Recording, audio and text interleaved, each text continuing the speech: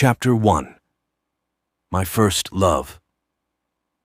I was 16 then. It happened in the summer of 1833. I lived in Moscow with my parents. They had taken a country house for the summer near the Kaluga Gate, facing the Neskuchny Gardens. I was preparing for the university but did not work much and was in no hurry. No one interfered with my freedom. I did what I liked, especially after parting with my last tutor, a Frenchman who had never been able to get used to the idea that he had fallen like a bomb, commune bomb, into Russia and would lie sluggishly in bed with an expression of exasperation on his face for days together. My father treated me with careless kindness. My mother scarcely noticed me, though she had no children except me. Other cares completely absorbed her. My father, a man still young and very handsome, had married her from mercenary considerations. She was 10 years older than he. My mother led a melancholy life.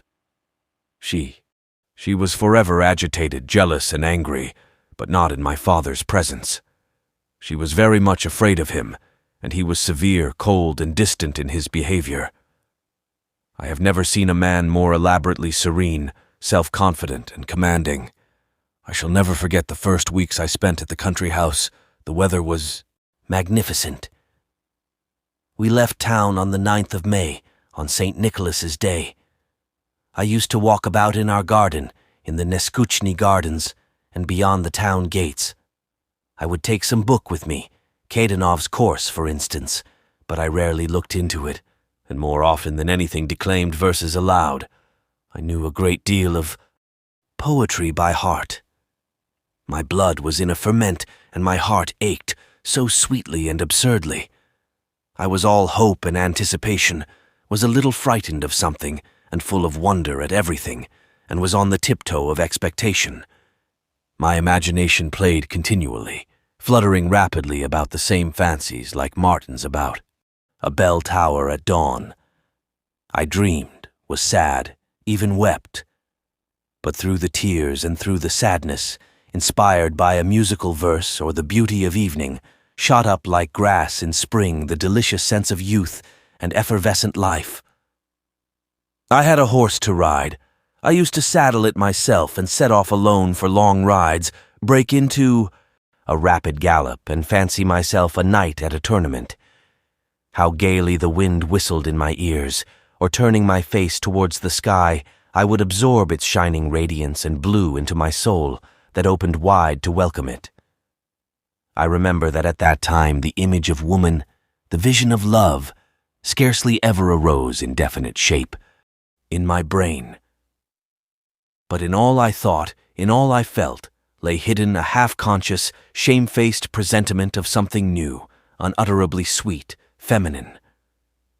This presentiment, this expectation, permeated my whole being. I breathed in it. It coursed through my veins with every drop of blood. It was destined to be soon fulfilled. The place where we settled for the summer consisted of a wooden manor house with columns and 2 small lodges. In the lodge on the left there was a tiny factory for the manufacture of cheap wallpapers. I had more than once strolled that way to look at about a dozen thin and disheveled boys with greasy smocks and worn face, who were perpetually jumping onto wooden levers that pressed down the square blocks of the press, and so by the weight of their feeble bodies struck off the variegated patterns of the wallpapers. The lodge on the right stood empty and was to let.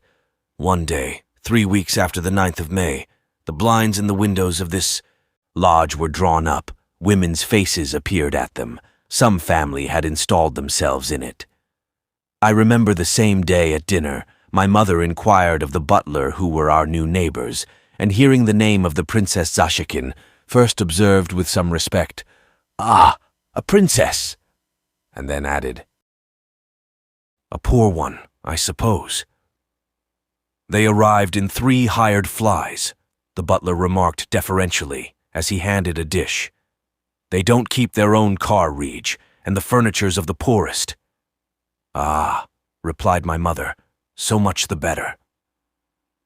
My father gave her a chilly glance, She was silent. Certainly the Princess Zasyekhin could not be a rich woman. The lodge she had taken was so dilapidated and small and low-pitched that people, even moderately well off in the world, would hardly have consented to occupy it. At the time, however, all this went in at one ear and out at the other. The princely title had very little effect on me. I had just been reading Schiller's Robbers,